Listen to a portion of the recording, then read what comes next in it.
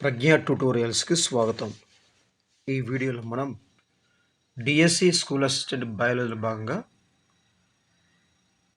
10వ తరగతి జీవశాస్త్రంలోని మొదటి పాఠ్యాంశమైన పోషణలో మనం కొన్ని వీడియోలు చూసాము. గత వీడియోలో మనం రాడార్ లేదా బంగారు తీగ గురించి మనం పూర్తి సమాచారం తెలుసుకున్నాం. ఈ యొక్క వీడియోలో మానవుల్లో జీర్ణ వ్యవస్థ అటువంటి అంశంలో ఎగ్జామినేషన్ పాయింట్ ఆఫ్ వచ్చేటువంటి కొన్ని ముఖ్యమైన అంశాలు చూద్దాం. ఈ యొక్క వీడియోని స్కిప్ చేయకుండా చివరి వరకు చూడండి. నేను కొన్ని ఇంపార్టెంట్ బిట్స్ కూడా ఈ యొక్క వీడియోలో చెప్పడం జరుగుతుంది.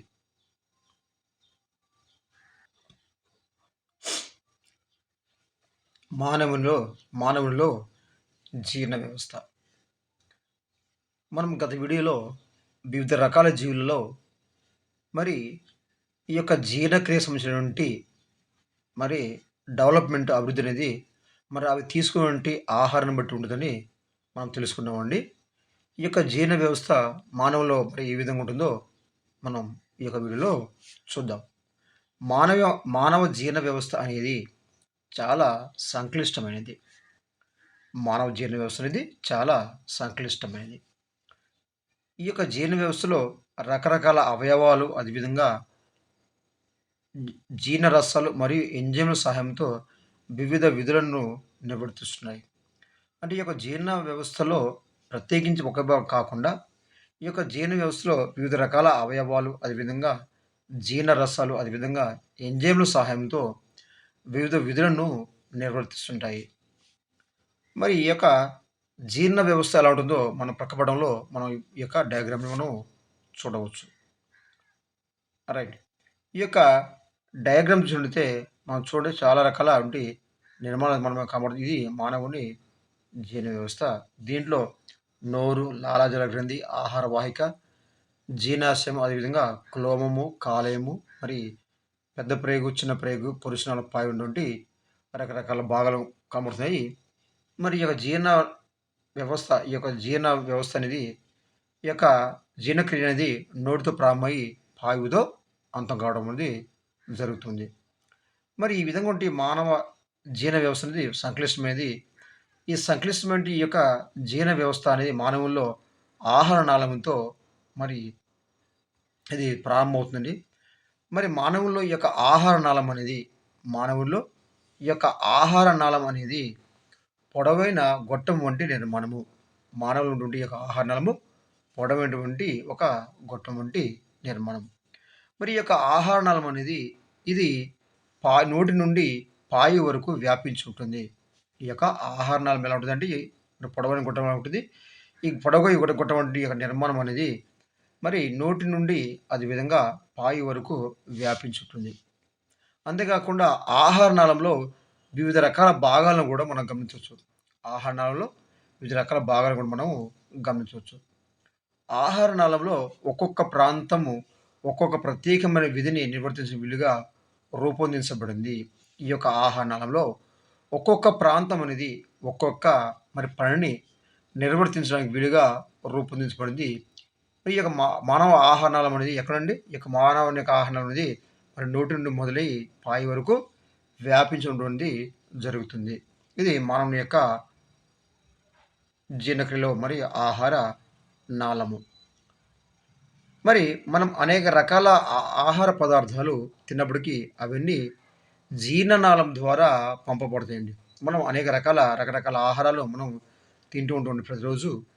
ఈ యొక్క రకరకాల ఆహార పదార్థం తిన్నా సరే ఈ యొక్క రకరకాల తిన్నటువంటి ఈ యొక్క ఆహార పదార్థాలు అన్నీ కూడా ఒకే జీర్ణనాళం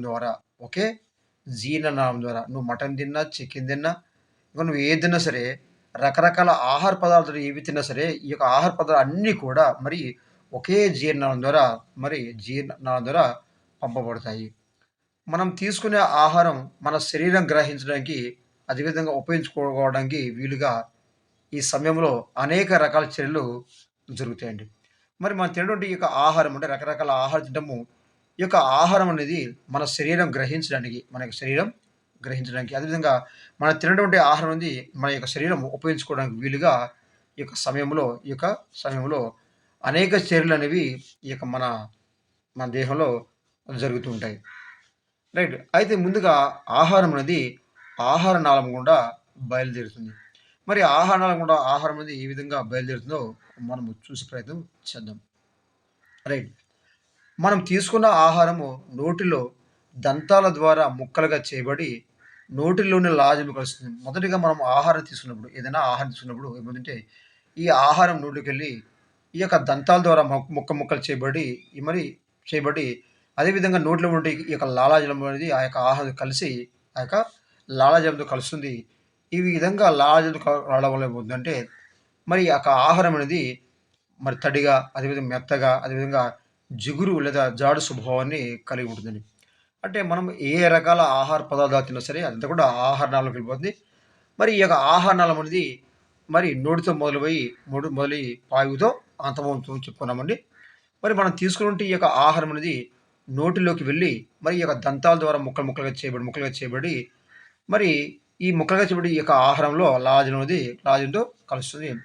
ఈ విధంగా ఆ యొక్క ఆహారంతో లాలాజలం కలవడం వల్ల ఈ యొక్క ఆహారం తింటే మరి ఆహారం తడిగా, మరి మెత్తగా, అదేవిధంగా జాడు స్వభావం కలిగి ఉంటుంది. ఈ విధంగా ఉన్నటువంటి ఈ యొక్క ఆహారం అని అంటే బోలస్ అంటాము. వెరీ ఇంపార్టెంట్ బిట్ అండి. ఒకసారి అడిగాడు బోలస్ అంటే ఏమిటి అని అడిగాడు. అంటే బోలస్ అంటే ఏమిటి? మన నోటిలో మరి మరి నమలబడేటువంటి ఈ యొక్క ఆహారాన్ని మన నోటిలో నమలబడినటువంటి ఈ యొక్క ఆహారం అనేది మరి తడిగా, మెత్తగా, జాడుగా ఉంటుంది. దీన్ని మనం అంటాం బోలస్ అంటాము.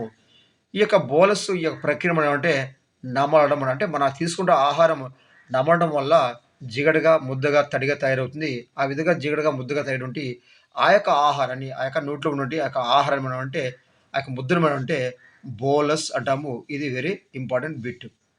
నెక్స్ట్ ఇటువంటి మెత్తగా జాడు సొమ్ము కలిగినటువంటి ఈ యొక్క ఆహారం అనేది ఈ యొక్క ఆహార వాహిక ద్వారా జీర్ణాశయంలోకి వెళ్ళడానికి అనువుగా ఉంటుంది.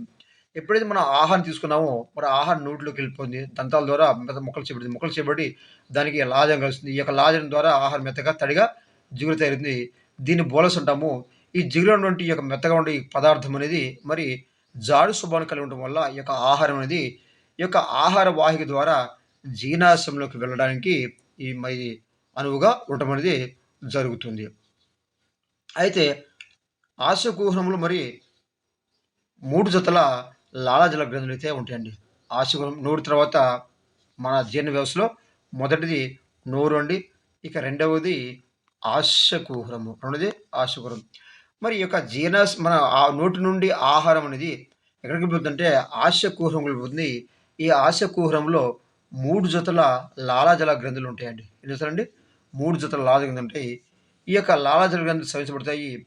ఈ యొక్క లాలాజలంలో ఏముంటుంది సార్ అంటే మరి అమైలేజ్ అనేటువంటి ఎంజైమ్ ఉంటుందండి. దీన్ని మనము టైలిన్ అనే ఎంజైమ్ ఉంటున్నాము. ఈ యొక్క అంటే మనం స్రవించేటువంటి ఈ యొక్క లాలాజలంలో ఒక ఎంజైమ్ ఉంటుంది. ఆ ఎంజైమే అమైలేజ్ ఎంజైమ్ అంటాము.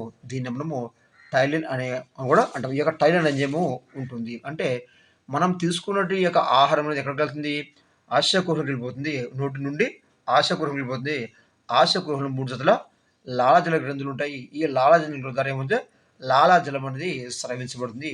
ఈ యొక్క లాలాజలంలో ఏముంటుందంట అమైలేజ్ లేదా టైలిన్ అనేటువంటి ఎంజైమ్ ఉంటుంది. అంటే ఈ యొక్క అమైలేజ్ అనేది లేదా ఈ యొక్క టైలిన్ అనేది ఏంటంటే ఈ యొక్క అమైలేజ్ ఎంజైము ఈ సంక్లిష్ట కార్బోహైడ్రేట్ అంటే మనం తిన్నటువంటి యొక్క ఆహార పదార్థాలు మరి ఈ యొక్క సంక్లిష్ట కార్బోహైడ్రేట్‌ను మరి ఏం చేస్తారంటే సరళమైన ఆహార పదార్థాలుగా మారుస్తుంది. Very important. టైలిన్ యొక్క ప్రధానమైన విధి లేదా అమైలేజ్ ప్రధానం ఏంటంటే మనము నోటి నుండి తీసుకుంటే ఆహారం జీర్ణాశయం వెళ్ళడానికి ముందుగా ఆశయకుహరం పోతుంది. ఈ ఆశయకుహరంలో మరి లాలాజల గ్రంథులు స్రవించబడి ఈ లాలాజల గ్రంథులు మరి టైలిన్ అనే ఎంజైమ్ వస్తుంది. ఈ ఎంజైమ్ ఏమవుతుందంటే ఈ యొక్క సంక్లిష్ట కార్బోహైడ్రేట్‌లను ఏం చేస్తుందంటే సరళమైన కార్బోహైడ్రేట్‌గా మారుస్తుంది. ఈ యొక్క అమైలేజ్ లేదా టైలిన్ యొక్క ప్రత్యేకమైన విధి. మరి ఈ యొక్క సంక్లిష్టమైన ఈ యొక్క కార్బోహైడ్రేట్ మనం తీసుకుంటే ఈ సంక్లిష్టమైనటువంటి ఈ యొక్క కార్బోహైడ్రేట్‌లను సరళమైన పదార్థాలుగా మారుస్తుంది. రైట్. ఎంజైమ్‌ల సహాయంతో సంక్లిష్ట పదార్థాలు అన్నీ ఈ యొక్క ఎంజైమ్ సహాయంతో ఈ విధంగా సంక్లిష్ట పదార్థాన్ని సరళ పదార్థాలుగా విడగొట్టే విధానాన్ని మనం అంటే జీర్ణక్రియ అంటాము. అంటే మనం తీసుకున్నటువంటి మనం ఏ పదార్థం తీసుకున్నామంటే సంక్లిష్ట పదార్థాలు అంటే పెద్ద పెద్ద రేణువుల రూపంలో ఉండే పదార్థము. ఈ యొక్క పదార్థం మనం సంక్లిష్ట పదార్థం అంటాము. ఈ యొక్క సంక్లిష్ట పదార్థాలని విడగొట్టే ప్రక్రియను జీర్ణక్రియ అంటారు. Very important. జీర్ణక్రియ అంటే ఏంటి? అంటే ఏంది? ఎంజైమ్‌ల సహాయంతో ఈ యొక్క మనం తీసుకుంటే సంక్లిష్ట పదార్థాలనేవి సరళ పదార్థాలుగా విడగొట్టేటువంటి ప్రక్రియను లేదా సరళ పదార్థాలుగా విడగొట్టేటువంటి ఆ యొక్క విధానాన్ని మనం అంటే జీర్ణక్రియ లేదా డైజెషన్ అంటారు. రైట్. ఇకపోతే నాలుక అనేది ఆహారాన్ని మిశ్రమంగా చేయడానికి అదేవిధంగా ఆహార నాళంలోని తరువాత భాగంలో ఉంటుందండి. మరి నోరు ఉంటుందండి. ఆ నోట్లో ఏముంటుంది? నాలుక ఉంటుంది. మరి అదేవిధంగా దంతాలుంటాయి. దంతాలనేవి ఆహారాన్ని మెత్తగా నములుతాయండి. మరి ఈ యొక్క నాలుక ఏం చేస్తుందంటే, మనం మనం దంతాల ద్వారా నమిలినటువంటి ఆ యొక్క మెత్తని ఆహారాన్ని మిశ్రమంగా చేయడానికి అంటే మిశ్రమం చేయడానికి అదేవిధంగా ఈ నాలుకేందంటే, మరి ఆ మిశ్రమం చేసిన ఆ యొక్క ఆహారాన్ని తర్వాతి భాగంలోకి నెట్టడానికి ఈ యొక్క నాలుక అనేది ఉపయోగపడుతుంది. ఇక నెక్స్ట్ పోతే మరి మెత్తని ఆహారం అనేది ఎక్కడ నుండి మెత్తని ఆహారం అంటే మన యొక్క నోటి కుహరంలో, మన ఆస్య కుహరంలో మరి ఈ యొక్క లాలాజల గ్రంథి నుంచి ఈ యొక్క టైలిన్ అనే ఎంజైమ్ లేదా ఎమలేజ్ ఎంజైము ఈ యొక్క మనం తీసుకునే ఆహారంతో కలిసి ఏమవుతుంది? చిన్న చిన్న అది పెద్ద పెద్ద కార్బోహైడ్రేట్స్ చిన్న చిన్న సరళమైన కార్బోహైడ్రేట్ విడగొడుతుంది. దానివల్ల మెత్తగా ఆహారం అనేది తయారవుతుంది.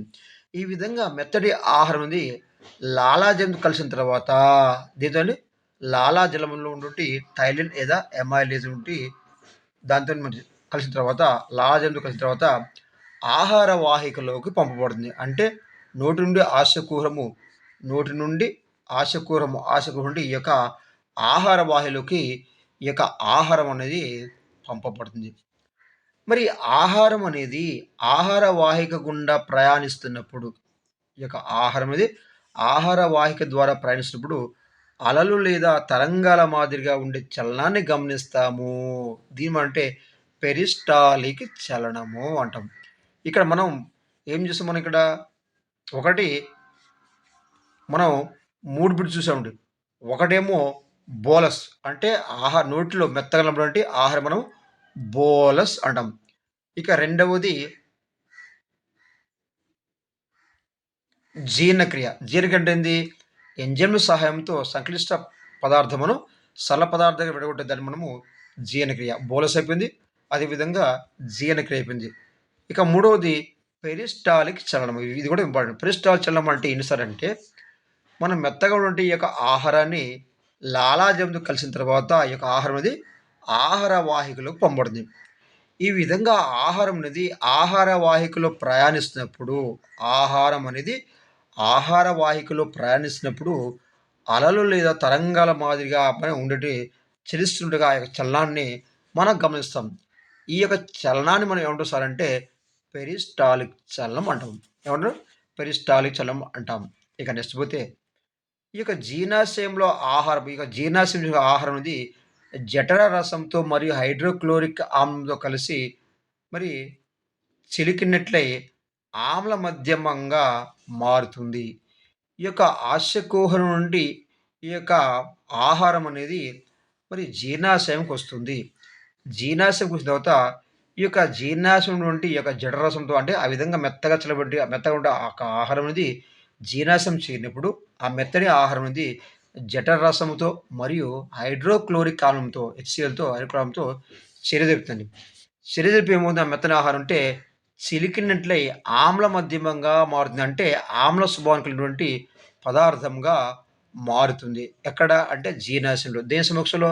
జఠరరసము అదే హైడ్రోక్లోరిక్ సమక్షంలో శరీరం నుండి ఎలా మారుతుంది.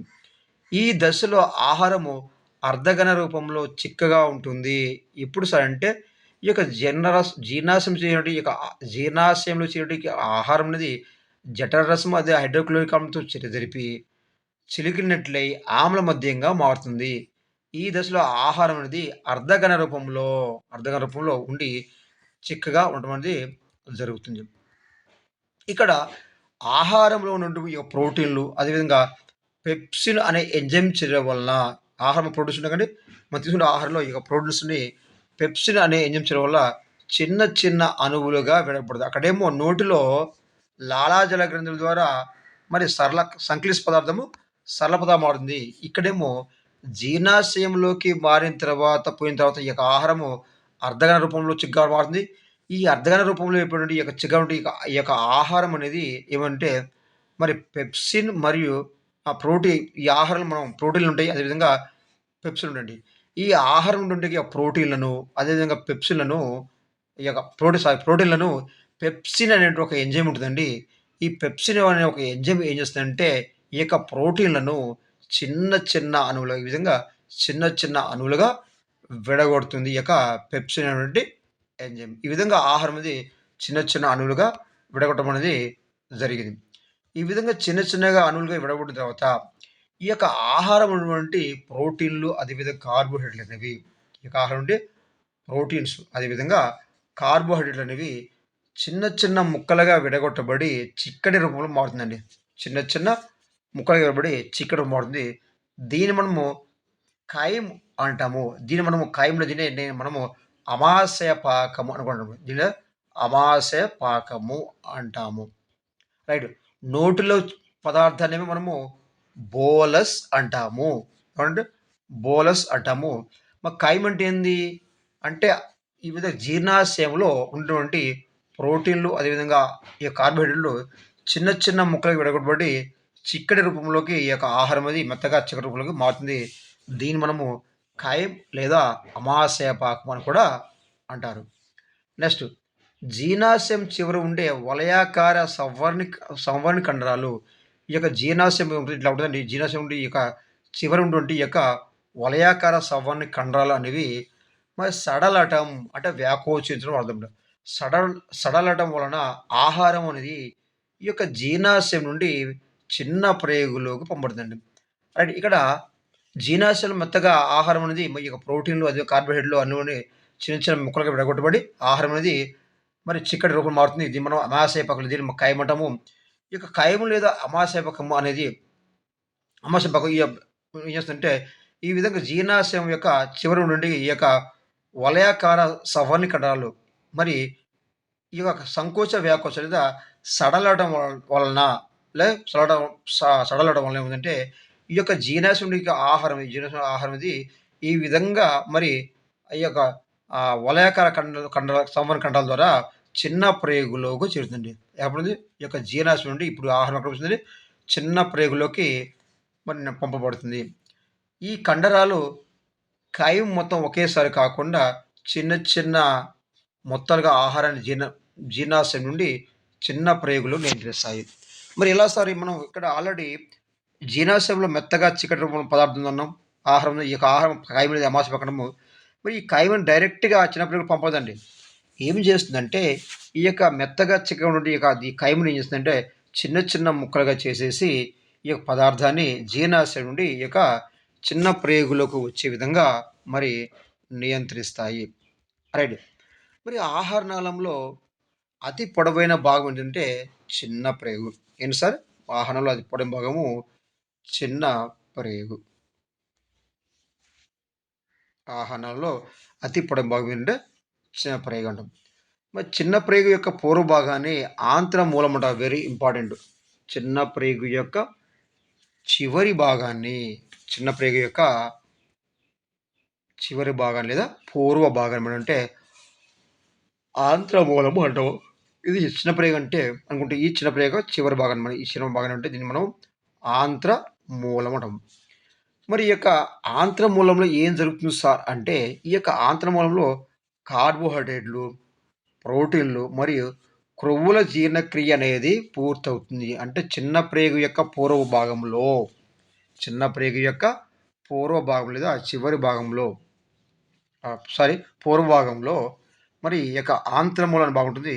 ఈ యొక్క ఆంత్రమూలంలో ఏముందంటే ఇందులో ఈ యొక్క ఆంత్రమూలంలో కార్బోహైడ్రేట్లు, ప్రోటీన్ మరియు క్రొవ్వుల జీర్ణక్రియ అనేది ఈ యొక్క ఆంత్రమూలంలో పూర్తి అవుతుంది. మరి ఈ యొక్క చర్యలో మరి కాలేయము అదేవిధంగా క్లోమ గ్రంథుల నుండి వెలువడేటువంటి జీర్ణ రసాలు అనేవి ఉపయోగపడతాయి. ఈ విధంగా ఈ యొక్క కార్బోహైడ్రేట్లు అదేవిధంగా ప్రోటీన్లు మరియు క్రొవ్వులను జీర్ణమవుతాయి. ఎక్కడ? ఈ యొక్క చిన్న ప్రేగు యొక్క ఈ యొక్క పూర్వ భాగంలో ఉన్నటువంటి ఈ యొక్క ఆంత్రమూలంలో మరి ఇవి పూర్తిగా జీర్ణమవుతుంది. ఈ విధంగా జీర్ణం కావడానికి మరి ఈ యొక్క చర్యలో కాలేయం అదేవిధంగా క్లోమ గ్రంథి నుండి వెళ్ళేటువంటి జీర్ణరసాలు ఉపయోగపడతాయి. తద్వారా ఈ యొక్క ఆహారం అనేది మరి ఈ యొక్క ఆంత్రమూలంలో జీర్ణం కావడం జరుగుతుంది. ఈ యొక్క జీర్ణరసాలు ఎక్కడిస్తారంటే ఇవి ఆంత్రమూలంలో విడుదలవుతాయి. ఈ యొక్క ఆహారాన్ని మరి జీర్ణం చేసినప్పుడు ఈ యొక్క జీర్ణ రసాలు అనేవి ఆంత్రములు ఎక్కడుందండి? చిన్న ప్రేగు యొక్క పూర్వభాగం ఉంటుంది. ఈ యొక్క పూర్వభాగం నుండి ఈ యొక్క ఆంత్రములో ఈ యొక్క దీని నుండి ఈ యొక్క జీర్ణ రసాలనేవి విడుదలవుతాయి. ఈ గ్రంథులన్నీ స్రావాలు చిన్న ప్రేగు క్షారస్థితిని కల్పించడానికి దోహదపడతాయి. అంటే చిన్న ప్రేగులో ఉన్నటువంటి ద్రవాలు అనేవి లేదా స్రావాలు అనేవి ఏ స్థితిలో ఉంటాయంటే క్షారం అంటే ఏంది? ఛేదం అండి. ఈ విధంగా క్షార గుణంలో ఉండడానికి మరి సహాయపడతాయి లేదా దోహద దోహదపడతాయి. రైట్. ఈ యొక్క కార్బోహైడ్రేట్స్, ప్రోటీన్లు, కొవ్వులనేవి జీర్ణక్రియ పూర్తవుతుంది. ఈ చర్యలో మరి క్లోమం అదేవిధంగా కాలేయం అనేది ఏం చేస్తాయంటే జీర్ణరసాలు ఉత్పత్తి చేస్తాయి. ఈ జీర్ణరసాల వల్లనే ఈ యొక్క కార్బోహైడ్రేట్స్, ప్రోటీన్లు, కొవ్వులనేవి ఈ యొక్క చిన్న ప్రేగు యొక్క పూర్వభాగం నుండి ఈ యొక్క ఆంత్రమంలో జీర్ణం అవుతాయి. మరి ఈ గ్రంథుల స్రావాలు అనేవి ఏ గ్రంథులు? కాలేయము, కులము. ఈ యొక్క కాలేయం, కులము అంటూ ఈ గ్రంథుల స్రావాలు అనేవి చిన్న ప్రేగులో ఈ యొక్క ఆహారానికి క్షారస్థితిని కల్పించడానికి దోహదపడతాయి. ఆహారం అనేది క్షారస్థితిలో ఉంటాయి. కారణం ఏంటంటే కాలేయం నుండి అది కులం ఉన్నటువంటి గ్రంథుల యొక్క స్రావాలు.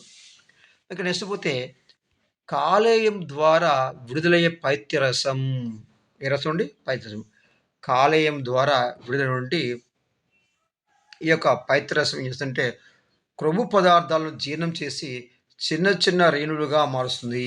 కాలేయంలో పైత్యరసము విడుదలవుతుంది.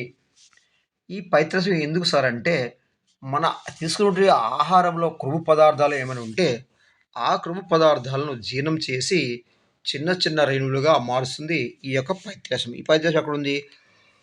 కాలేయంలో ఉంది. అండ్ ఈ విధానాన్ని ఎమల్సీకరణం లేదా ఎమల్సిఫికేషన్ అంటారు. ఏది అంటే ఏంటి? ఈ యొక్క పైత్యరసం కాలేయంలో విడుదల చేసినటువంటి ఈ యొక్క పైత్యరసం అనేది క్రొవ్వు పదార్థాలను జీర్ణం చేసి చిన్న చిన్న రేణువుగా మార్చడాన్ని మనం అంటే ఎమల్సీకరణం.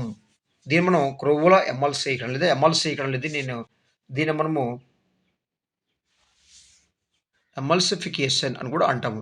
ఈ విధంగా క్రొవ్వులను జీర్ణం చేయడానికి ఏముపడుతుందండి? ఈ విధంగా పైత్యరస లవణాలు లేదా పైత్యరసం ఉపయోగపడుతుంది. ఈ పైత్యరసం అనేది కాలేయంలో విడుదలవుతుంది. ఇది క్రొవ్వులను జీర్ణం చేస్తుంది. దీన్ని మనం ఎమల్సీకరణం అంటారు. దీన్ని ఎమల్సిఫీకరణం అంటారు. అంటే క్రొవ్వును జీర్ణం చేసేవి పైత్యరసము. నెక్స్ట్ క్లోమరసంలో కాలేయం ఏముంటుంది? పైత్యరసం ఉంటుంది. రైట్. క్లోమరసంలో ఏముంటుందంటే ట్రిప్సిన్ అనే ఎంజైమ్ మరి ప్రోటీన్లను జీర్ణం చేయడానికి అదేవిధంగా లైపేజ్ అనే ఎంజైము క్రొవ్వులను జీర్ణం చేయడానికి ఉపయోగపడుతుంది. రైట్. నెక్స్ట్ క్లోమరసంలో ట్రిప్సిన్ అనే ఎంజైమ్ చేస్తుందంటే ప్రోటీన్లను జీర్ణం చేయడానికి అదేవిధంగా లైపేజ్ అనే ఎంజైమ్ చేస్తుంటే క్రొవ్వులను జీర్ణం చేయడానికి ఉపయోగపడుతుంది. ఇక నెక్స్ట్ చిన్న ప్రేగుల గోడలు ఆంత్రరసాన్ని స్రవిస్తాయి. ఇక చిన్న ప్రేగులు నుండి ఈ యొక్క చిన్న ప్రేగుల యొక్క ఈ గోడలు అనేవి ఏం చేస్తాయంటే ఆంత్రరసాన్ని స్రవిస్తుంది. ఆంత్రరసాన్ని స్రవించేటివి చిన్న ప్రేగు యొక్క గోడలు. ఈ యొక్క చిన్న ప్రేగుల యొక్క గోడలు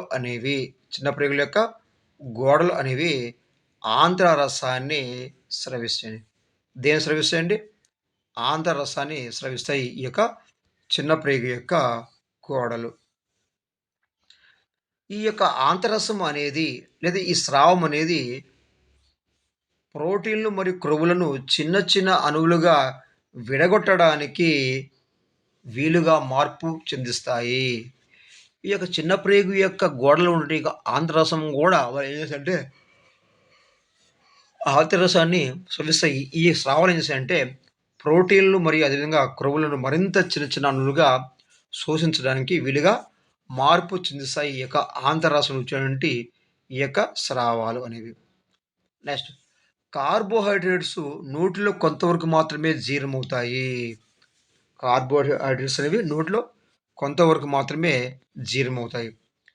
జీర్ణాశయంలో మార్పు చెందకుండా జీర్ణాశయంలో మార్పు చెందకుండా చిన్న ప్రేగు గోడలు చేరిన తర్వాత అక్కడ క్షారస్థితి కలిగి ఉండడం వలన పూర్తిగా జీర్ణమవుతాయి. అయితే ఈ యొక్క జీర్ణాశయంలో మరి కొన్ని పదార్థాలనేవి మార్పు చెందకుండా డైరెక్ట్‌గా చిన్న ప్రేగులు చేరుతాయండి. చిన్న ప్రేగులు చేరిన తర్వాత అక్కడ ఉన్నటి క్షారస్థితి అక్కడ చిన్న ప్రేగులో క్షారస్థితి కలిగి ఉండడం వల్ల అంటే ఆ చిన్న ప్రేగులో క్షార స్వభావం కలిగి ఉండడం వల్ల ఏమవుతుందంటే అక్కడ మరి జీర్ణం కాని యొక్క ఆహార పదార్థాలు ఏమైనా ఉంటే ఈ యొక్క చిన్న ప్రేగులో పూర్తిగా జీర్ణమవుతుంది. అంటే ఇక్కడ ఆహారం అనేది పూర్తిగా ఎక్కడ జీర్ణమవుతుంది సార్ అంటే చిన్న ప్రేగులో అని మనం చెప్పాల్సి ఉంటుంది. అంటే చిన్న ప్రేగులో ఆహారం అనేది పూర్తిగా జీర్ణమవుతుంది. ఇక ఈ జీర్ణక్రియలో కొన్ని రకాల ఎంజైమ్‌లు పాల్గొంటాయి. మరి ఆ ఎంజైమ్‌లు ఒక్కొక్క ఎంజైము మరి అది ఏం స్రవిస్తుంది? మరి ఎక్కడ నుండి స్రవిస్తుంది? వాటి నుండి ఆ యొక్క జీర్ణ రసాలేంటి? వీటిపైన చర్య జరిపి ఏ పదార్థాలు ఏర్పరుస్తున్నాయో దీంట్లో మనం చూసే ప్రయత్నం చేద్దాం. నెక్స్ట్ టైలిన్ అనే ఎంజైమ్ అండి. ఏ ఎంజైమ్ అండి? టైలిన్ అనేటువంటి ఎంజైమ్. మరి ఈ యొక్క టైలిన్ అనే ఎంజైము ఈ యొక్క టైలిన్ అనేటువంటి ఈ యొక్క ఎంజైమ్ ఏమవుతుందంటే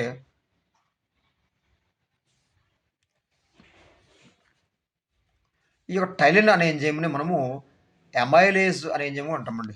టైలిన్ లేదా అమైలేజ్ అన్న ఒకటే. ఈ టైలిన్ లేదా అమైలేజ్ అనేది ఈ యొక్క లాలాజల గ్రంథులు నోటిలో ఉన్నటువంటి లాలాజల గ్రంథి నుంచి మరి స్రవిస్తాయి. మరి ఈ స్రావం అనేది ఆస్యకుహర చేరుతుంది. ఈ యొక్క లాలాజల స్రావం అనేది ఆస్యకుహరం చేరుతుంది. మరి ఈ ఆస్యకుహరం మరి లాలాజలం ఉంటాయి. మరి కార్బోహైడ్రేట్స్ పైన చర్య జరిపి ఈ యొక్క టైలిన్ అనేది కార్బోహైడ్రేట్స్ చర్య జరిపి మాల్టోజ్‌గా మారుస్తుందండి. ఈ కార్బోహైడ్రేట్స్ పై చర్య జరిపి ఇది టైలిన్ లేదా అమైలేజ్ అనేది ఈ కార్బోహైడ్రేట్స్ పైన చర్య జరిపి ఈ యొక్క మాల్టోజ్‌గా మారుస్తూ ఉంది. ఇది టైలిన్ లేదా అమైలేజ్ ఏజెంట్. Next pepsin. ఏంటంటే పెప్సిన్. ఈ పెప్సిన్‌ను జఠర గ్రంథులు స్రవిస్తాయండి. జఠర గ్రంథులు స్రవించి ఈ యొక్క పెప్సిన్‌ను జీర్ణాశయానికి చేరుస్తుంది. మరి ఇక్కడ వీటి నుండి జఠరాశయం నుండి జఠర గ్రంథి నుండి జఠరరసం వస్తుంది. ఈ జఠరరసం ఏం చేస్తుందంటే ప్రోటీన్‌లను పెప్టోన్‌లుగా మారుస్తుంది. ఈ జఠరరసం ఏం చేస్తుంది? ప్రోటీన్‌లను పెప్టోన్‌లుగా మార్చడం అయితే జరుగుతుంది. ఇది జఠర రసం అండి. ఏంటిది? జఠర రసం. ఇక నెక్స్ట్ పోతే పైత్య రసం. ఏంటండి? పైత్య రసం. మరి పైత్య రసంలో ఎలాంటి ఎంజైమ్స్ ఉండవండి. పైత్య రసంలో ఎలాంటి ఎంజైమ్స్ అనేవి ఉండవు. ఈ యొక్క పైత్య రసం అనేది ఎక్కడ ఉంటుంది అంటే కాలేయం స్రవిస్తుందండి. పైత్య రసం అనేది కాలేయం స్రవిస్తుంది. కాలేయం స్రవించి ఈ పైత్య రసం అనేది ఆంత్రంలో జరుగుతుంది. ఈ యొక్క ఆంత్రంలో నుండి ఈ యొక్క పైత్య రసం ఏంటంటే క్రొవ్వులపైన చర్య జరిపి క్రొవ్వుల ఎమల్సీకరణానికి లేదా క్రొవ్వులను చిన్న చిన్న రేణువులుగా మార్చడానికి సహాయపడుతుంది ఈ యొక్క పైత్య రసం. ఎక్కడ ఉంది పైత్య రసం? పైత్య రసం ఎంజైమ్‌లు ఉండవు. పైత్య రసం కాలేయం ఉంటుంది. మరి ఈ కాలేయం నుండి ఈ యొక్క పైత్య రసం అనేది ఆంత్రమూలం చేరి మరి ఆంత్రంలో చేరుతుంది. మరి ఈ యొక్క పైత్య రసం అనేది మరి క్రొవ్వులపైన చర్య జరిపి ఈ క్రొవ్వుల ఎమల్సీకరణ లేదా క్రొవ్వు అణువులను చిన్న చిన్న రేణువులుగా మనకు సహాయపడుతుంది ఈ యొక్క పైత్య. అంటే ప్రధానంగా పైత్య రసం అనేది క్రొవ్వుల ఎమల్సీకరణ అంటే క్రొవ్వు అణువులను జీర్ణం చేయడానికి క్రొవ్వు అణువులు చిన్న చిన్న అణువులుగా విడగొట్టడానికి ఈ యొక్క పైత్య రసం అనేది ఉపయోగపడుతుంది. ఇక నెక్స్ట్ పోతే అమైలేజ్. అమైలేజ్ అండి. నెక్స్ట్ అంటే అమైలేజ్. రైట్. ఇక్కడ అమైలేజ్ అనేటి ఎంజైమ్ మరి కులోమం నుండి స్రవించబడుతుందండి. ఎక్కడొస్తుంది? కులోమం నుండి వస్తుంది. ఇది ఆంత్రమూలంలో చేరుతుంది. ఈ యొక్క కులోమం నుంచి ఉండి ఇక క్లోమరసం అనేది ఈ క్లోమరసం అనేది కార్బోహైడ్రేట్స్ పైన చర్య జరిపి క్లోమరసం అనేది కార్బోహైడ్రేట్స్ పైన చర్య జరిపి మాల్టోజ్‌గా మార్చడం అయితే జరుగుతుంది. రైట్. అదేవిధంగా ట్రిప్సిన్, అదేవిధంగా లైపేజ్. ఈ విధంగా ట్రిప్సిన్ అనేది అదేవిధంగా లైపేజ్ అనే ఎంజైమ్ కూడా ఈ 2 కూడా కులోమం నుండి ఏర్పడుతుంది. అంటే ప్రధానంగా ఇక్కడ మొత్తం కులోమం నుండి అమైలేజ్, ట్రిప్సిన్, లైపేజ్ ఏర్పడుతుంది. ఈ యొక్క అమైలేజ్ ఏమో మరి కార్బోహైడ్రేట్స్‌ను మాల్టోజ్ మారుస్తుంది. ఈ ట్రిప్సిన్ ఏం చేస్తుందంటే మరి పెప్సిన్ లేదా ప్రోటీన్స్‌ను ఈ యొక్క ట్రిప్సిన్ అనేటి ఎంజైమ్ చేస్తుందంటే ఈ యొక్క ప్రోటీన్స్‌ను పెప్టోన్‌లుగా మారుస్తుంది. లైపేజ్ అనేది మరి క్రొవ్వు ఆమ్లాల అదేవిధంగా గ్లిజరాల్‌గా మారుస్తుంది. అంటే పైత్య రసం నుంచి అంటే ఈ పైత్య రసం స్రావం కూడా క్రొవ్వుల ఎమల్సీగా సహాయపడుతుంది. అదేవిధంగా ఇక క్లోమం నుండి వచ్చినటువంటి ఈ యొక్క లైపేజ్ అనే ఎంజైమ్ కూడా క్రొవ్వు ఆమ్లాలు అదేవిధంగా క్రొవ్వును క్రొవ్వు ఆమ్లాలుగా గ్లిజరాల్గా మారుస్తుంది. అంటే లైపేజ్, ఎమాలేజ్, ట్రిప్సిన్, లైపేజ్ అనేవి ఈ 3 కూడా లోపల వచ్చినటువంటి ఈ యొక్క వీటిని చెప్పొచ్చు. మరి ఈ యొక్క ఎంజైమ్లు అనేవి మరి ఎమాలేజ్ ఏమో కార్బోహైడ్రేట్స్ మాల్టోజ్ మారుస్తుంది. మరి ట్రిప్సిన్ అనేది ప్రోటీన్స్‌ను పెప్టోన్ మారుతుంది. లైపేజ్ అనేది క్రొవ్వు ఆమ్లాల విధంగా గ్లిజరాల్‌గా మారుస్తుంది. ఇక నెక్స్ట్ వచ్చే ఎంజైము పెప్టిడేజేస్.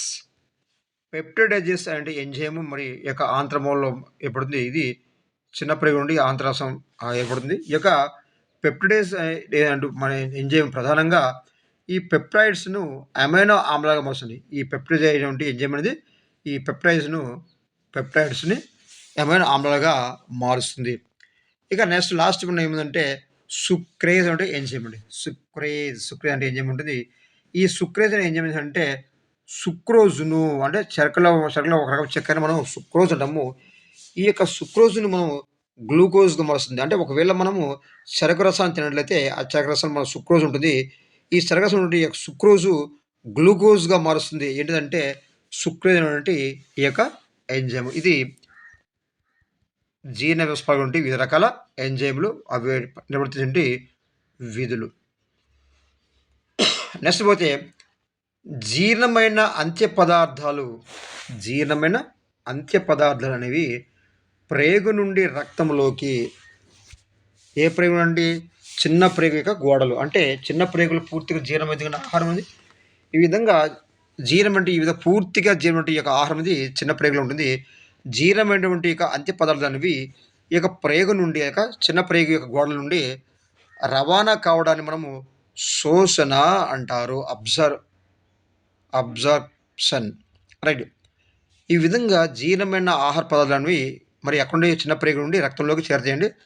మరి ఈ విధంగా జీర్ణమైన ఆహార పదార్థాలు అనేవి అంత్య పదార్థాలు అనేవి ప్రేగు నుండి రక్తానికి చేరడాన్ని లేదా రక్తానికి రవాణా కావడాన్ని ప్రేగు నుండి ఎక్కడ నుండి చిన్న ప్రేగు గోడ నుండి లేదా ప్రేగు నుండి రక్తానికి రవాణా అవడాన్ని జీర్ణమైనటువంటి అంత్య పదార్థాలు చివరి పదార్థాలు జీర్ణమైన అంత్య పదార్థాలు అనేవి ప్రేగు నుండి రక్తానికి రవాణా కావడం అంటే శోషణ అంటాం. ఇది కూడా వెరీ ఇంపార్టెంట్. జీర్ణమైన ఆహారము ప్రేగు నుండి రక్తానికి అందజేయడానికి మనం ఏమంటే శోషణ అంటాం. మరి చిన్న ప్రేగు గోడల్లో చిన్న వేళ్ళ మాదిరిగా ఉండే నిర్మాణం కనపడతాయండి. మరి చిన్న ప్రేగు యొక్క గోడలు చూస్తే మామూలుగా ఇలా ఉంటాయండి. ఇలా ఉంటాయి. వీటిని మనము ఈ విధంగా చూసుకోవాలనేవి ఉంటాయి. మరి ఈ చిన్న ప్రేగు యొక్క గోడల చిన్న వేళ్ళ మాదిరిగా చూసుకోవాలి ఏమంటాయి వీటిని మనం చూసుకోవాలంటాము. ఈ చూసుకోలు ఏం చేస్తాయంటే ప్రేగు యొక్క ఉపరితల వయసు పెంచండి. ఏ ప్రేగు? చిన్న ప్రేగు యొక్క ఉపరితల వయసు పెంచుతాయి. అందువల్ల శోషణ సామర్థ్యం అనేది ఈ యొక్క చిన్న ప్రేగుకు ఎక్కువగా ఉంటుంది. మరి రక్తనాళాలు మరియు లింఫ్ గ్రంథులు అనేవి అనేది సూక్ష్మ చూసుకోలతో ఎక్కడ ఉండండి? ఈ యొక్క సూక్ష్మ ప్రేగు యొక్క లోపల గోడలో ఉండండి. ప్రేగు యొక్క లోపల గోడలో ఈ విధంగా చిన్నగా ఉండేవి ఇవి చూసుకుంటాము. ఈ యొక్క రక్తనాళాలు మరియు లింఫ్ గ్రంథులు అనేవి ఈ యొక్క సూక్ష్మ చూసుకోలతో కలిసి ఒక వలలాగా జాలాకరంలాగా ఏర్పడడం అనేది జరుగుతుంది. రైట్. ఫస్ట్ జీర్ణమైన అంత్య పదార్థాలు అనేవి అంత్య పదార్థం ఫస్ట్ ఏమంటే ఇక్కడ ఉండి సూక్ష్మ ఈ విధంగా సూక్ష్మ చూసుకోలోకి ఇక్కడ వెళ్తామండి. ఈ యొక్క జీర్ణమైన అంత్య పదార్థాలు అన్నీ కూడా ఈ చిన్న ప్రేగు యొక్క సూక్ష్మ చూసుకోలో ప్రవేశించి అక్కడి నుండి రక్తనాళాల్లోకి శోషించబడుతుంది. అంటే జీర్ణమైన పదార్థం అంతా కూడా ఈ యొక్క అంత్య పదార్థం కూడా ఎక్కడికి వెళ్తుంది అంటే చిన్న ప్రేగు యొక్క లోపల గోడల నుండి సూక్ష్మ చూసుకుంటాయి. ఈ యొక్క సూక్ష్మ చూసుకోలకు వెళ్ళి ఇక్కడ నుండి రక్తనాళాల్లోకి శోషించబడతాయి. అంటే జీర్ణమైన ఆహార పదార్థాన్ని చిన్న ప్రేగు గోడలు గ్రహిస్తాయన్నమాట. జీర్ణమైన ఆహారాన్ని గ్రహిస్తాయి, చిన్న ప్రేగు యొక్క గోడలు మరి గ్రహిస్తాయి. జీర్ణమైన ఆహారం అధిక మొత్తంలో రక్తం ద్వారా శరీరంలోకి ఇతర భాగాలు తీసుకువెళ్ళడానికి దోహదపడతాయి. ఇక చిన్న ప్రేగులు ఎందుకంటే జీర్ణమైన ఆహారం అంటే అధిక మొత్తంలో ఈ యొక్క రక్తం ద్వారా జీర్ణమైన ఆహారం ఎక్కడ కలుస్తుంది? రక్తంలో కలుస్తుంది. రక్తంలో కలిసి ఉంటే ఆ జీర్ణమైన ఆహారం కలుస్తుంది. దేహంలోని ఇతర అన్ని భాగాలు కూడా అందజేస్తుంది. అన్ని భాగాలకు అందజేయడం వల్ల అన్ని భాగాలకు శక్తి అనేది లభిస్తుంది. ఇప్పుడు ఆహారం జీర్ణమైంది.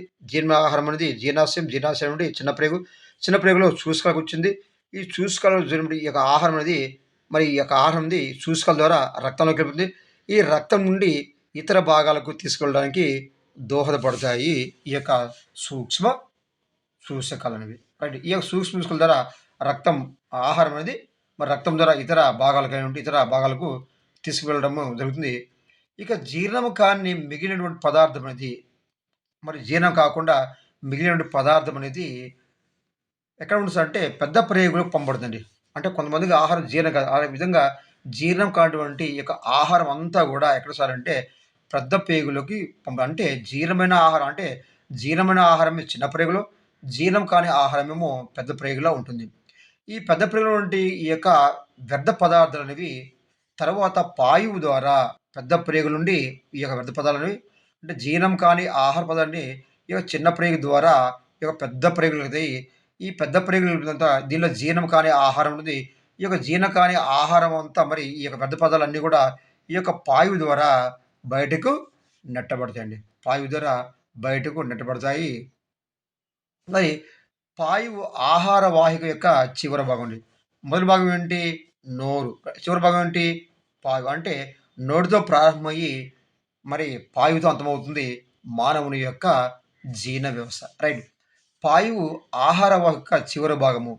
పాయువు ద్వారా మరి ఏమవుతుందంటే జీర్ణం కాని ఆహార పదార్థాలు బయటకి తొలగిస్తాయి. అంటే ఈ యొక్క పాయువు ఏం చేస్తుందంటే జీర్ణం కాని ఆహార పదార్థాలు లేదా జీర్ణం కాని వ్యర్థ పదార్థాలను ఈ యొక్క పాయువుని తొలగిస్తుంది కాబట్టి దీన్ని మనం ఏమంటామంటే విసర్జన అంటాం. దీన్ని ఏమంటాం? విసర్జన. అంటే జీర్ణం కాని ఆహారం అనేది వ్యర్థ పదార్థాలు అనేవి పాయువు ద్వారా బయటకు రావడాన్ని మనం అంటే బయటికి తొలగించడానికి వ్యర్థాలను తొలగించడాన్ని మనం విసర్జన అంటాము. పాయువు ద్వారా విసర్జించే పదార్థంలో పాయువు ద్వారా విసర్జించబడిన పదార్థాల్లో స్వల్ప పరిమాణంలో మరి కొన్ని ప్రోటీన్లు, అదేవిధంగా కొవ్వులు, అదేవిధంగా కార్బోహైడ్రేట్లు, అదేవిధంగా పీచు పదార్థాలు అనేవి ఉంటాయండి. జీర్ణం కాని ఆహారంలో ఏముంటాయి సార్ అంటే మళ్ళీ కొన్ని స్వల్ప పరిమాణంలో ప్రోటీన్లు ఉంటాయి, కొవ్వులు ఉంటాయి, కార్బోహైడ్రేట్స్ ఉంటాయి, అదేవిధంగా పీచు పదార్థాలు అనేవి ఉండమనేది జరుగుతుంది. ఇది మానవుని యొక్క జీర్ణ వ్యవస్థ. దీంట్లో మానవుని జీర్ణ వ్యవస్థలో ఒక క్రమం ఉంటుందండి. నోరు, ఆశకుహరం, గ్రసని, ఆహార వాహిక, చిన్న ప్రేగు, పెద్ద ప్రేగు, పురుషనాళము, పాయువు అనేటువంటి భాగాలుంటాయి. వీటి యొక్క వరుస క్రమాన్ని నోరు తర్వాత ఏమొస్తుంది? వీటి యొక్క వరుస క్రమం నోరు, ఆహార వాహిక, గ్రసని, నోరు, ఆశకుహరం, గ్రసని, ఆహార వాహిక, చిన్న ప్రేగు, పెద్ద ప్రేగు, పురుషనాళం, పాయువు అనేటువంటి ఈ యొక్క భాగాలు ఒకదాని తర్వాత ఒకటి ఉంటాయండి. ఈ భాగాల వరుస క్రమాన్ని మరి డిఎస్సిలో ఆడడం అయితే జరుగుతుంది. ఒకసారి ఆడడం కూడా జరిగింది కాబట్టి ఈ యొక్క వరుస క్రమం కూడా మనం గుర్తుంచుకోవాల్సి ఉంటుంది. నెక్స్ట్ మానవుని యొక్క జీర్ణ వ్యవస్థ యొక్క ఫ్లో చార్ట్ చూద్దాము. దాంట్లో ఈ యొక్క భాగాలన్నీ కూడా మనం క్లియర్‌గా చూద్దామండి. ఈ యొక్క ఫ్లో చార్ట్ నుండి మరి బిట్స్ అడిగే అవకాశం ఉంది. చాలా సార్లు ఈ యొక్క ఫ్లో చార్ట్ నుండి బిట్స్ అడుగుతాయి. ఎలా అంటే ఇదండి చిన్న ప్రేగు, అదేవిధంగా నోరు, ఆశకుహరం ఇవన్నీ ఒకదానికొకటి క్రమం ఉంటాయి. ఈ యొక్క వరుస క్రమాన్ని అమర్చడం ఏ విధంగా అమర్చాలో మనకి బిట్ అయితే అడుగుతాయండి. అది చూద్దాం ఒకసారి. ఫస్ట్ నోరు ఉంటుంది. ఫస్ట్ ఆహారం ఎక్కడికి వెళ్తుందండి? నోటికి వెళ్తుంది. నోరు నుండి ఆశకుహరం, తర్వాత గ్రసని, గ్రసని నుండి ఎక్కడికి వెళ్ళిపోతుంది? మరి ఆహారం వైపు వెళ్తుంది. ఆహారం నుండి మరి జీర్ణాశయం, జీర్ణాశయంలో ఆంత్రమూలం, చిన్న ప్రేగు, పెద్ద ప్రేగు, అదేవిధంగా పురుషనాళం, అదేవిధంగా పాయువు అనేటువంటి ఈ భాగాల ద్వారా ఆహారం బయటకు రావడం అనేది జరుగుతుంది. మరి ఆంత్రమూలం అంటే ఏంది? చిన్న ప్రేగు యొక్క ఒక భాగాన్ని మనం ఆంత్రమూలం. ఈ యొక్క ఆంత్రమంలో కాలేయం అనేది, క్లోమ్ అనేది 2 రకాల స్రావాలని మరి అవి విడుదల చేస్తాయి. ఈ స్రావాలు అనేవి ఈ చిన్న ప్రేగులో ఆహార వాహికలో ఈ చిన్న ప్రేగులో ఈ యొక్క ఆంత్రమూలంలో ఆహారం అనేది ఈ యొక్క చిన్న ప్రేగుల ఆహారం అనేది జీర్ణం కావడానికి ఈ యొక్క కాలేయం, క్లోమ్ నుంచి ఈ యొక్క గ్రంథులు అనేవి ఉపయోగపడతాయి. ఈ క్రమాన్ని మనం గుర్తుంచుకోవాలండి. ఈ క్రమం గుర్తుంచుకుంటే దీని నుండి ఖచ్చితంగా ఒక బిట్టు అయితే ఎప్పుడు వాడడం టెట్‌లో గాని లేదా డీఎస్ గాని ఈ విధంగా బిట్లు వాడడం అయితే జరుగుతుంది. డీఎస్‌లో కొడతాయి బిట్లండి. ఒకసారి జ్ఞాపకం ఉంచుకోండి ఈ యొక్క వరుస క్రమాన్ని. ఇంకా నెక్స్ట్ పోతే ఆహార వాహికకు సంబంధించిన ఆరోగ్యకర అంశాలు. ఆహార వాహిక సంబంధించి ఆరోగ్యకర అంశాలు చూద్దాండి.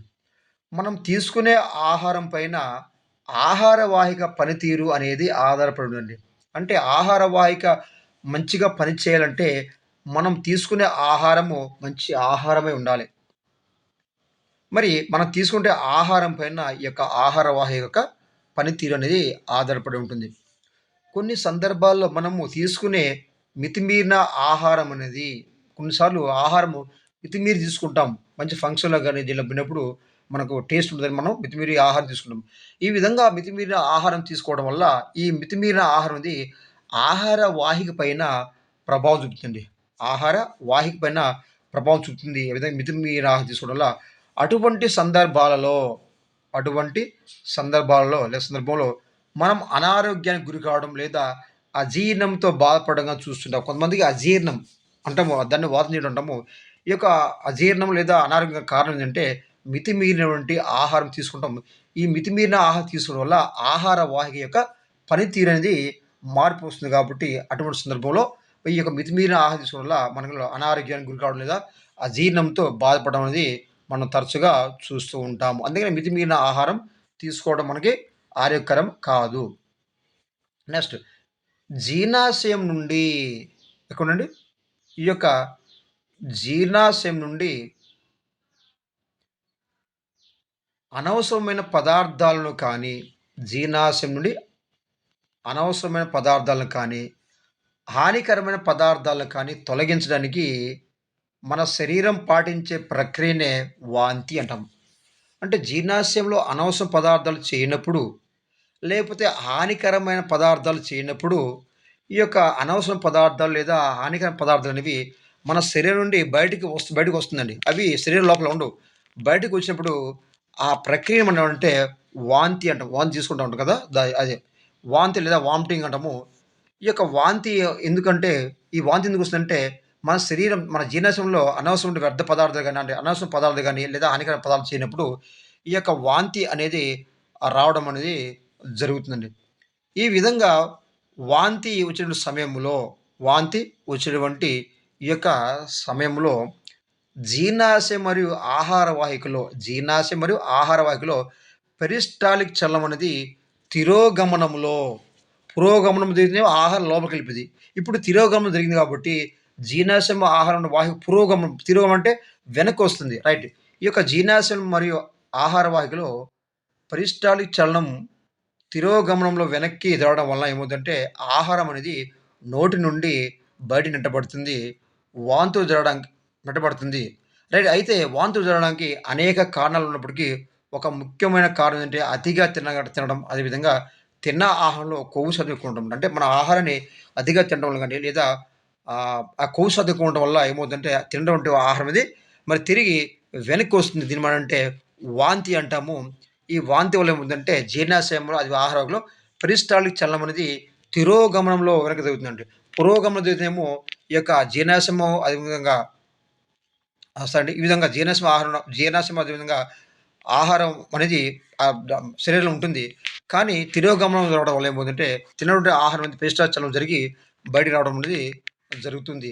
మరి ఎందుకు ఈ విధంగా వాంతి అవుతుంది సార్ అంటే దీనికి ముఖ్యమైన కారణం ఏంటంటే వాంతులు జరగడానికి అనేక కారణాలు ఉన్నప్పటికీ ఒక ముఖ్యమైన కారణం అతిగా తినడం, అదేవిధంగా తిన్న ఆహారంలో కొవ్వు శాతం ఎక్కువ ఉండడం వల్ల వాంతులు అనేవి జరగడం అనేది జరుగుతుంది. ఇక నెక్స్ట్ పోతే మరి జీర్ణం కానప్పుడు అదేవిధంగా ఆహారం తీసుకున్నప్పుడు అంటే విషతుల్యమైన ఆహారం తీసుకున్నప్పుడండి. మరి ఆహారం జీర్ణం కానప్పుడు అదేవిధంగా విషతుల్యమైన ఆహారాన్ని తీసుకున్నప్పుడు మరి ఏమవుతుందంటే వాంతులు అవ్వడం అనేది సర్వసాధారణం.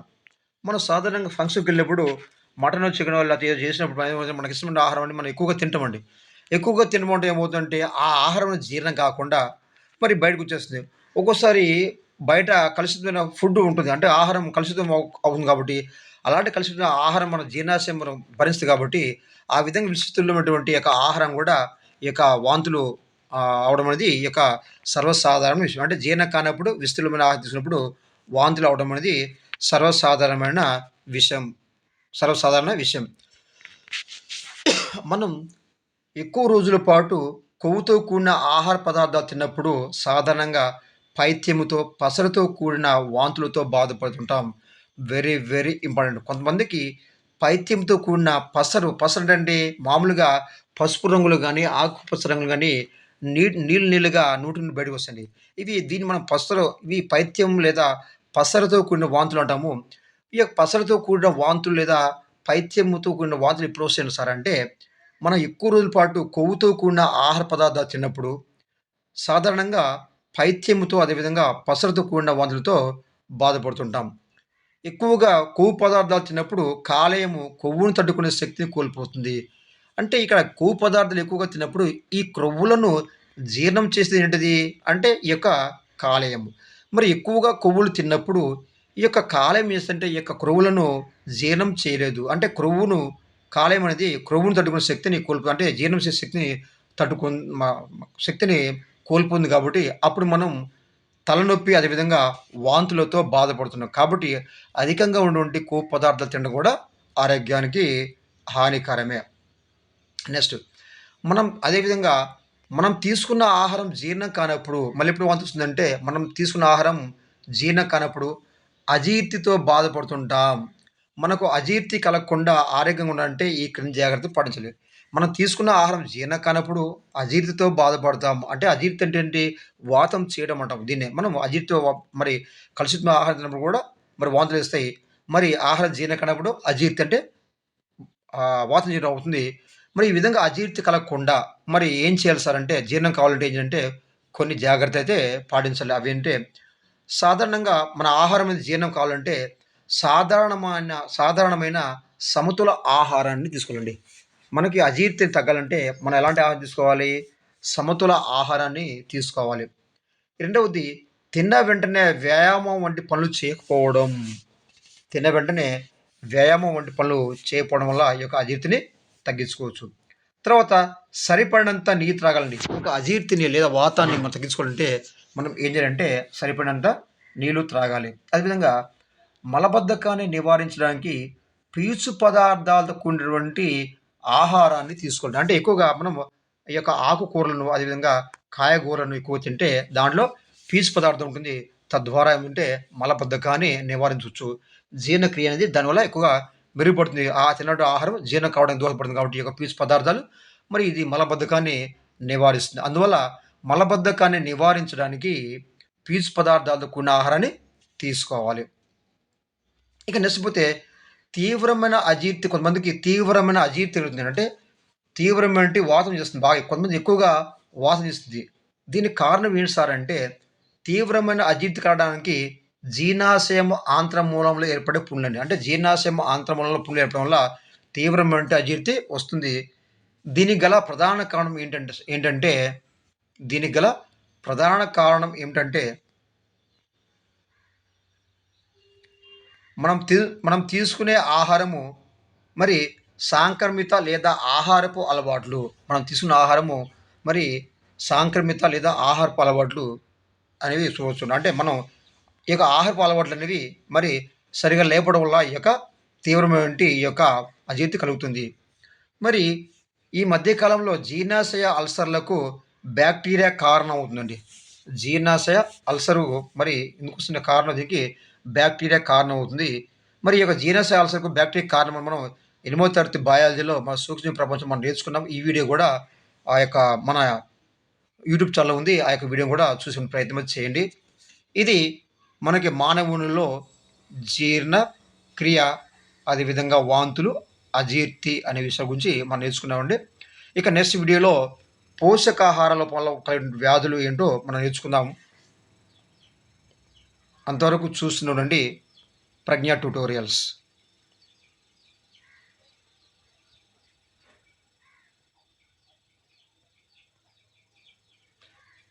ఇక నెక్స్ట్ వీడియోలో